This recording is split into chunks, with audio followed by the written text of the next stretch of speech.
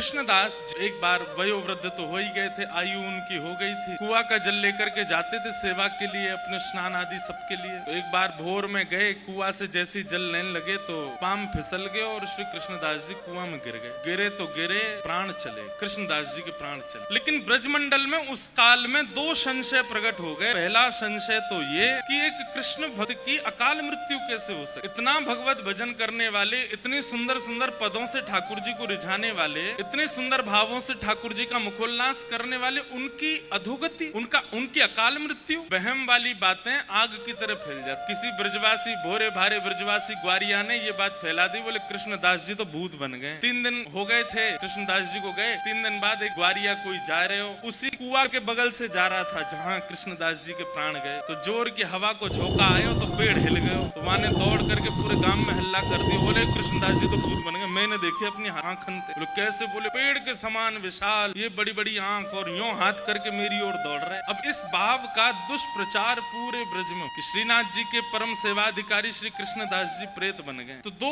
भाव, पहला भाव तो ठाकुर जी को भजवे वारो, उसकी अधोगति कैसे हो गई, और दूसरी भाव उनकी अकाल मृत्यु कैसे हो गई। गिरिराज जी में या ऐसे सब अपयश कहने लगे। सब जगह लोग बाग कहने लगे भैया भजन वजन में कोई सार नहीं है, नाम जप में कोई सार नहीं है, इतना भजन करे वारो कृष्णदास भी भूत बन गए। अब ये बात होते होते होते होते वृंदावन निधिवन में पहुंची। और निधिवन में जैसे ही स्वामी जी महाराज ने इस भाव को सुना तो स्वामी श्री हरदास जी महाराज बोले, हम स्पष्ट रूप से इस बात को प्रमाणित करते हुए कह रहे हैं भैया, जाने एक बार भी अपने माथे पर उर्दपुंड लगायो होगो, जाने एक बार भी अपनी जिह्वाते कृष्ण नाम गायो होगो, जाने अपने गले में कंठी माला धारण करी होगी, जो एक बार भी या ब्रज की रज में लौट गए होगो, या तो जन्म लियो भयो या फिर या ब्रज की रज में प्राण त्यागे होंगे, उसकी अधोगति नहीं हो। उस समय के तत्कालीन सब आचार्य निधिवन में आ गए और सबकी एक मीटिंग हुई, गोष्ठी हुई। हितरवंश महाप्रभु बोले, स्वामी जी पूरे ब्रजमंडल में भजन के प्रति अविश्वास हो रहा है और सब प्रमाण कहते हैं कि भैया आप लोग प्रवचन करते हो, कहते हो राधा राधा जपो, स्वामी जी को नाम जपो, कृष्ण नाम जपो, महामंत्र जपो, कृष्णदास की तो अधोगति है कि भूत बन गए। एक ग्वारिया ने कही कि मैंने वहां कुआं के पास भूत देखो कृष्णदास जी को, और वहां के बाद में सोन ने और देख लियो। ये तो हो गई है संसार को नियम। बाकी के और अरे हमनू देख, अरे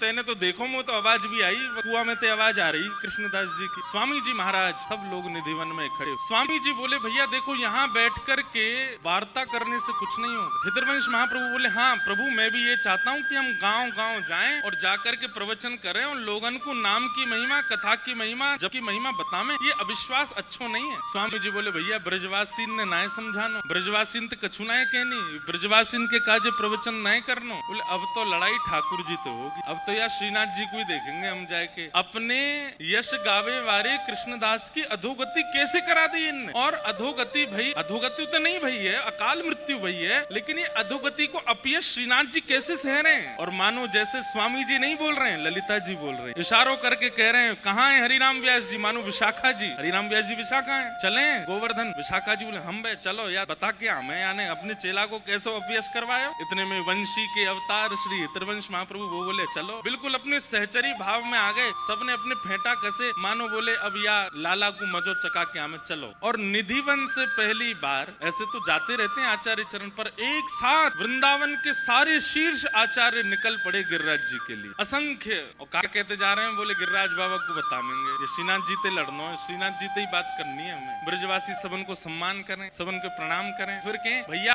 सारे आचार्य एक साथ गिरिराज जी आ रहे हैं, मंगला का समय। गोसाई श्री विठलनाथ जी गिरिराज जी की तलेटी में श्रीनाथ जी को श्रृंगार कर रहे हैं। और जैसे श्रृंगार कर रहे हैं, पाग बांध रहे हैं सिर पे, और इतने में कहा देखो श्री जी बाबा खड़े खड़े ऐसे हाथ कांप रहे हैं श्रीनाथ जी। गोसाई जी बोले जय जय, कहा भयो? बोले सुनो तुम जल्दी जाओ। बोले क्यों? अरे स्वामी श्री हरदास जी आ रहे हैं, हितरवंश महाप्रभु आ रहे हैं, हरिराम व्यास आ रहे हैं, गोपाल भट्ट, रूप मंजरी सब आ रहे हैं, तुम इनको वहीं रोक लो। ये राधा कुंड में ये सबरे आके मेरी छाती पे चढ़ेंगे, वो बहुत डांटेंगे, तुम इनको वहीं रोक लो। गोसाई जी बोले अरे जय जय, ये सब आपके सेवक हैं, आपको लाड़ लड़ावे आ रहे हैं। बोले लाड़ लड़ावे नहीं आ रहे हैं, कृष्णदास हवा बन गो, बाकी काजे डांटवे आ रहे हैं, मुझे पूछवे आ रहे हैं कि तुमने वो हवा कैसे बनाया हो। लेकिन मैं कैसे बताऊं कि वो हवा ना बनो है। गोसाई जी बोले अरे आप काय को घबरा रहे हो, जगत नियंता जगदाधार परमेश्वर ईश्वर साक्षात त्रिलोकी नाथ, आप कोई तो डरवे की जरूरत है। अरे स्वामी हरदास जी आमे तो डरू नहीं, हितरवंश महाप्रभु आमे तो डरू नहीं, पर ये यहाँ आती सबरी सखी बन जाएंगे, वो ललता बन जाएगी, विशाखा ते तुम्हें बहुत भय लगे, वो तो टेढ़ी टेढ़ी बात करे मोते। कैसे ठाकुर जी बात कर रहे हैं, गुसाई जी से कह रहे हैं सब सखी आ रही है, ये मुझको बहुत डांटेंगे, इनको रोको। अच्छा जय ने श्रृंगार तो पूरा कर दूं, बोले मैं खुद कर लूंगा, तुम जाओ, मैं अपने आप ही धारण कर लूंगा, लाओ मेरी जामा दे दो, पीताम्बरी दे दो, मैं खुद ही पहन लूंगा। जो श्रीनाथ जी इन्हीं के गुसाई जी के चरित्र में आता है। ठाकुर जी ने आज तक श्रीनाथ जी ने गुसाई जी के अलावा अपने आप कछु किया ही नहीं, लेकिन आज कह रहे हैं मैं खुद जामा पहन लूंगा, पीताम्बरी पहन लूंगा, तुम जाके उनको रोको, सबन को राधा कुंड ते आगे मतान दियो। यहाँ षड गोस्वामियों में से एक श्री रघुनाथ गोस्वामी जी विराजते थे राधा कुंड में, तो सब लोग राधा कुंड में रुक गए। रघुनाथ गोस्वामी जी ने सबको विराजमान किया, सबकी उत्तम व्यवस्था की। गुसाई श्री विठलनाथ जी 56 भोग लेकर के, खूब सारी मालाएं लेकर के जतिपुरा से पहुंचे राधा कुंड। राधा कुंड में जमात लगी है ब्रजवासी, और ब्रजवासियों के संग में सब आचार्य आए वृंदावन से। गुसाई जी ने जाकर के सबको प्रणाम की, जय हो जय हो, आज सब वृंदावन के आचार्य पधारे, सबको प्रणाम करूं। एक माला स्वामी जी को पहनाई, हितरवंश महाप्रभु को पहनाई, सबके चरणन में वंदन किया, सबको बीड़ा प्रसादी दही 56 भोग दिए। हितरवंश महाप्रभु बोले आपने इतना श्रम क्यों किया, राधा कुंड ते जतिपुरा आने और दूर तो है ना, हम आ ही रहे वहां पे, आप क्यों आ गए। स्वामी जी बोले अरे सुनिए महाप्रभु जी, आए तो आए, पीताम्बरी पूरी पहना के और ना आए, अधूरी में ही छोड़े आए लाला। ये सुनकर के गुसाई जी बोले जय जय, आपको सब पता है। बोले आज छोड़ेंगे ना तुम्हारे लाला, वक्त जाके कह दो कितनों बचले, आज बचे को नहीं। गुसाई जी बोले जय जय। छोटे लाल जी सुबह कहाँ पर रहे थे, आप लोग आ रहे, वो लाड़ प्यार के लाला हैं, ऐसा कछु मत कहो। वो कछु ना कहेंगे, बस न कान पकड़ेंगे, ना ना ऐसे मत करियो, प्रेम से चर्चा करियो। सब आचार्य चरण बोले देखो कैसे ठाकुर जी, कहीं मेरी डांट नहीं पड़ जाए तो पहले ही भेज दिए कि वहीं जाके समझा दूं उन्हें।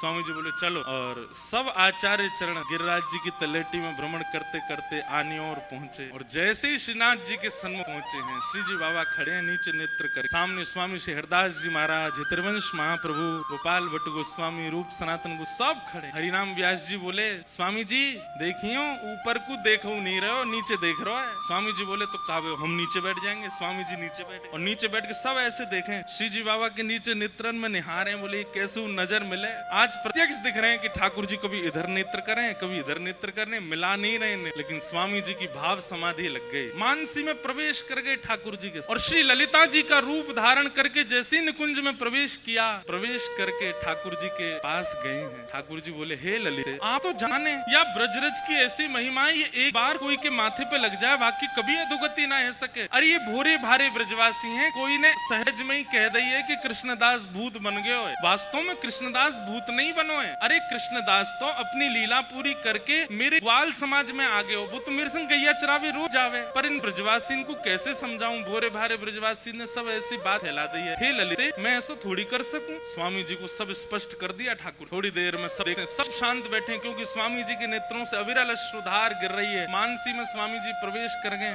थोड़ी देर में स्वामी जी के नेत्र खुले और स्वामी जी बोले भैया कृष्णदास अधिकारी भूत नहीं बने, प्रेत नहीं बने। ठाकुर जी ने आज्ञा करके मुझको बताइए कि वो प्रेत नहीं बने। गुसाई जी बोले जय जय, बात तो हम भी जाने, लेकिन या को प्रमाणित कैसे करें, ये ब्रजवासी कैसे मानेंगे। इतने में ही एक ब्रजवासी ग्वारिया दौड़ो दौड़ो आयो और आकर के बोलो गुसाई जी मेरी बात सुनो। बोले कहा भयो। अरे मैं भोर में गैया चरावे गयो, और गैया चरावे जब गयो तो वहां मैंने असंख्य गैया देखी, और उन असंख्य गैयान के बीच में मैंने कृष्णदास जी देखे। तो बोले तू कहा कहना चाहे वो भूत है। बोले ना है, वही बात बता रहा हूँ, मैंने कृष्णदास जी जब देखे तो मैं तो उनको देख के माथे भाजन लगो, लेकिन कृष्णदास जी मेरे सामने आकर के बोले भैया भाजे मत, मैं तो को बताने आया हूँ। बोले कहा। बोले इस संसार के लोगन को जाके सबंत कह दे अपयश नहीं फैला, मैं भूत ना हूँ अभी, मैं तो ठाकुर जी के नित्य निकुंज में गौ सेवा की सेवा ठाकुर जी ने इनकी गैया चरावे जा रहा हूँ। और बाबा मैंने एक चीज और देखी। बोले कहा। बोले जब कृष्णदास जी के प्राण छूटे तब वो वयोवृद्ध थे, लेकिन आज जो मुझको कृष्णदास जी मिले वो तो बिल्कुल युवा स्वरूप में, ऐसी सुंदर पाग बंदी, ऐसे सुंदर उनके गाल गोल मटोल